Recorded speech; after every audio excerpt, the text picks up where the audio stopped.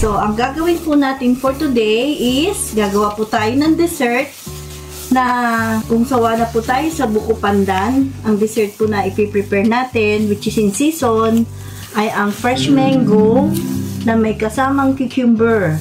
Sino po kaya ang mag-aakala na ang cucumber po pala ay pwedeng gamitin at ilagay sa ating dessert? So now, ang ginawa ko po, I had 3 mangoes here. And I have 1.5 cup of cucumber. Galing po sa 3 pirasong pipino. And here is our 2 pieces of mango na aking purified. So the rest of the ingredients is I also have 1/2 cup of condensed milk, 1 1/4 cup water. Meron po akong gulaman na isang sachet, condensed milk na aking sineparate, which is 1/4 cup. And of course, kailangan natin ng all-purpose creamer. So, let us start. Bibigyan ko po kayo ng idea kung paano natin kinat yung ating mango sa maliliit na portion. So, i-dice lang po natin yung mga mangga like this.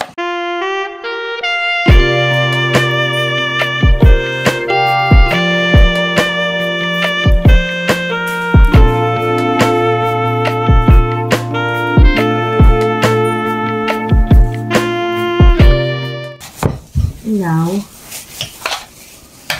ito yung ating cucumber.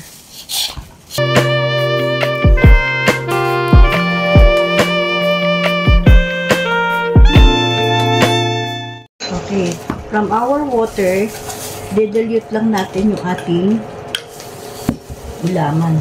Paghahalu-haluin natin ang gulaman, ang flavored gulaman. And also our condensed milk.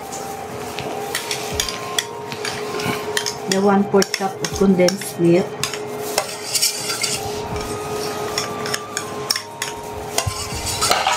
And also our 1/2 cup of pureed mango.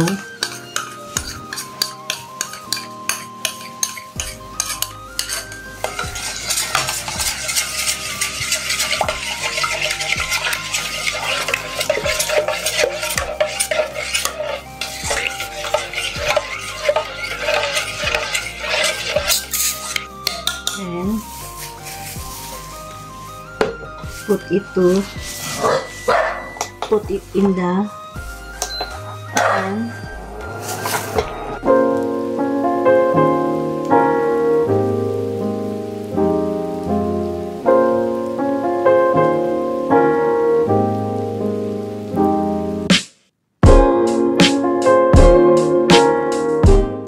Once it's boiling, we can already put it here in our prepared pan.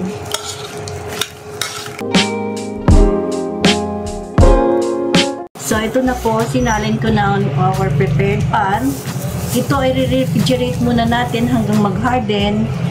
We're gonna return it again later on. Tingnan natin pag tumigas na po siya. So, let's put it in the refrigerator. So, now, ito na po yung paghahalu-haluin natin.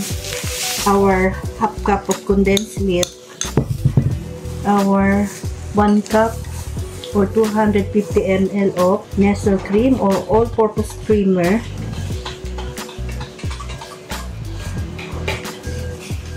So, ihahalo na natin ang ating cucumber. Alam niyo naman po, mahal na rin ang buko. So, in replacement for buko, we can use cucumber. And then, let us add the mango. So, sawan-sawa na po tayo sa kakain ng mga usual nating na buko pandan and fruit salad. So now, nagkaroon naman po ako ng bagong variation na nilalagyan ng cucumber. Na hindi niyo po halata na naglagay kayo ng cucumber instead of buko. Very refreshing po siya. At every time na meron pong handaan sa bahay, ito po ang hinahanda ko because nag-i-enjoy naman po sila dahil masarap. So now it's here. Tumigas na siya. Just medyo lambot pa.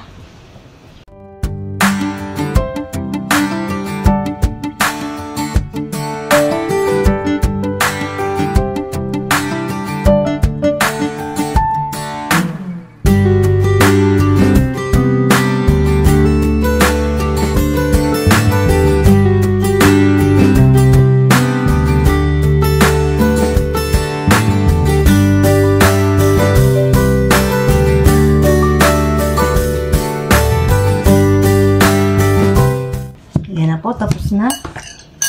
Ayan, kita nyo, parang buko. Ito na po ang ating finished product. Nakagawa po tayo ng 2 tub. At napakasarap po niya. Thank you for watching. Have a nice day. Tol, subscribe naman kayo sa YouTube ko para sabay-sabay tayong mamasyal at mapagsalu-saluhan natin kung ano yung mapapasyalan natin dito sa Down Under. Bye-bye! Thank you, Tol!